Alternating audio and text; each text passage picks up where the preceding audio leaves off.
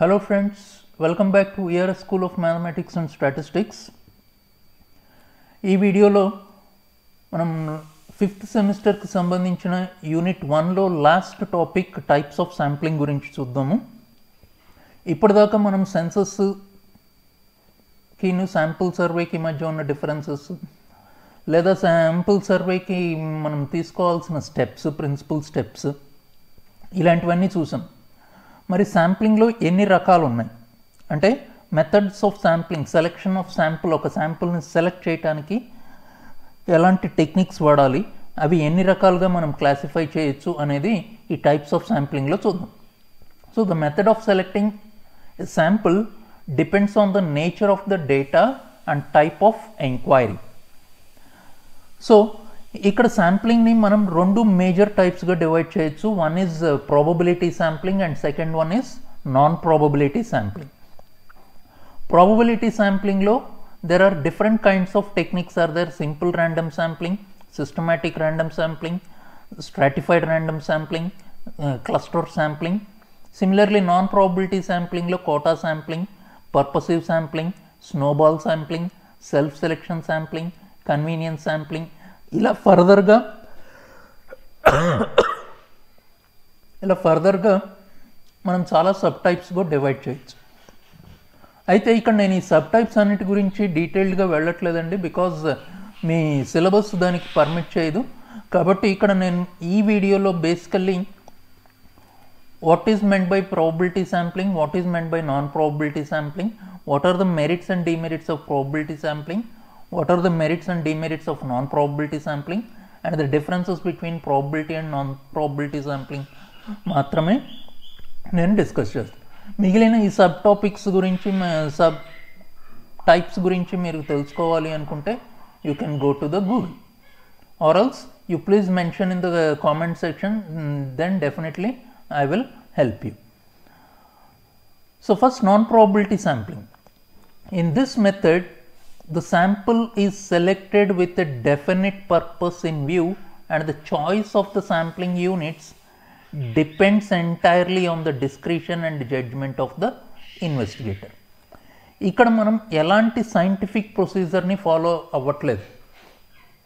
ఎవరైతే శాంపుల్ని సెలెక్ట్ చేయాలి అనుకుంటున్నారో వాళ్ళ డిస్క్రిషన్ మీద మాత్రమే ఆ శాంపుల్ యూనిట్స్ అనేవి సెలెక్ట్ చేయబడతాయి. అతనికి పర్పస్ మైండ్లో ఉంటుంది, ఆ పర్పస్కి తగ్గట్టుగా అతను ఎవరినైతే సెలెక్ట్ చేసుకుంటాడో అదే శాంపుల్. కాబట్టి ఎప్పుడైతే మనం ఇన్వెస్టిగేటర్ అనేవాడు పర్పస్ఫుల్లీ శాంపుల్స్లోకి యూనిట్స్ని సెలెక్ట్ చేసుకుంటున్నాడో అక్కడ పార్షియాలిటీనెస్, బయాస్డ్నెస్ అనేది ఫామ్ అయ్యే అవకాశం ఉంది. So while selecting a sample, investigator tries to include each and every characteristic of the population in sample. So these are different kinds of different non-probability sampling schemes: purposive sampling, judgment sampling, deliberate sampling, convenience sampling, quota sampling. And merits and demerits of non-probability sampling. The first merits చూద్దామండి. ఇక్కడ ఎలాంటి కష్టం పడాల్సిన పని లేదు, మనం చాలా work చేయాల్సిన పని లేదు. జస్ట్ వెరీ సింపుల్గా ఈ మెథడ్లో శాంపుల్ని సెలెక్ట్ చేసేసుకోవచ్చు. ఎందుకంటే ఇన్వెస్టిగేటర్ సెలెక్షన్ మీద, చాయిస్ మీద డిపెండ్ అయి ఉంటుంది కాబట్టి ఈజీగా సెలెక్ట్ చేసేసుకో. ఇక్కడ శాంపుల్ సైజ్ డిటర్మినేషన్ చేసిన తర్వాత మాత్రమే, ఒక ప్లానింగ్ ప్రకారం శాంపుల్ సైజ్ని డిఫైన్ చేసిన తర్వాత మాత్రమే సూటబుల్ శాంపుల్ అనేది అబ్టైన్ అవుతుంది. అంటే నేను శాంపుల్ సైజ్ 100 అని ఒక ప్లానింగ్ ప్రకారం నేను 100 అని డిసైడ్ చేసిన తర్వాత మాత్రమే ఈ 100 మంది ఎవరు అనేది శాంపుల్ ఇక్కడ అబ్టైన్ అవుతుంది. ఇక్కడ important units or members may be included in the sample. మరి డిమెరిట్స్ ఏంటి sir? Predetermined view of selector effects the selection of sample which impure the result.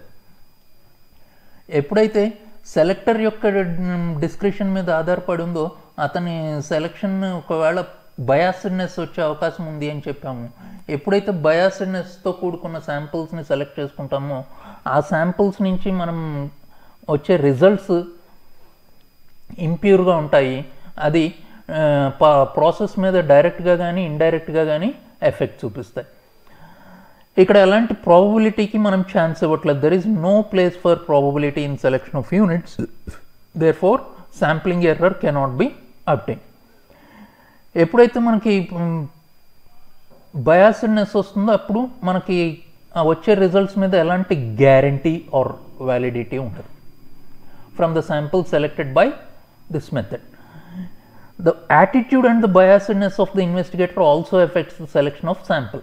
That's why the results obtained by this method are not reliable scientifically. Random or probability sampling.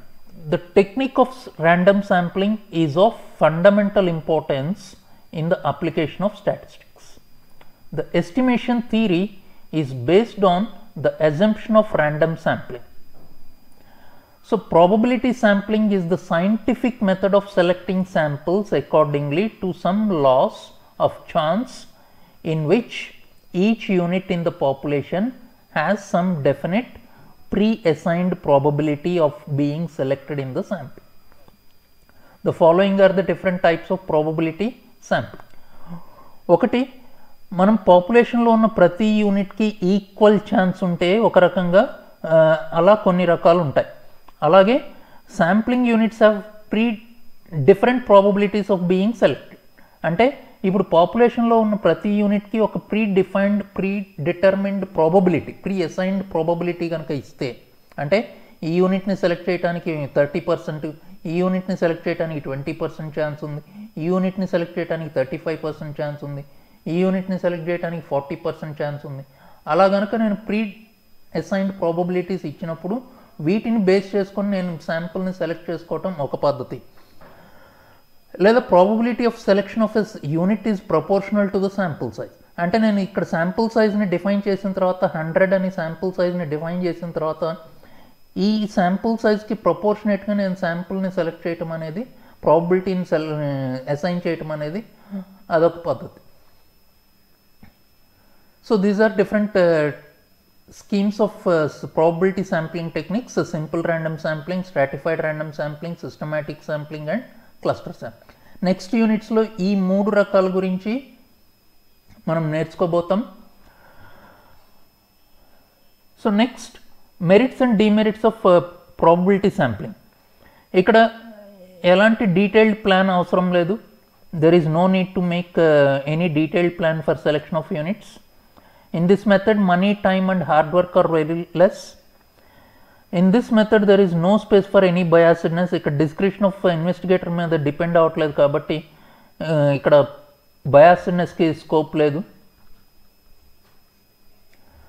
Every unit has same chance of selection. Inspection of purity of one sample can be done by other sample కాబట్టి ఇక్కడ statistical ఎర్రర్ని కూడా measure చేయొచ్చు. Selector has not to use his mind. He selects units at random. In this method, real characteristics can be represented through sample because it is based on the law of statistical regularity and law of inertia. In real, it becomes a small part of population. So, demerits enti. This method is not appropriate where some units are so important to be included necessarily in the sample.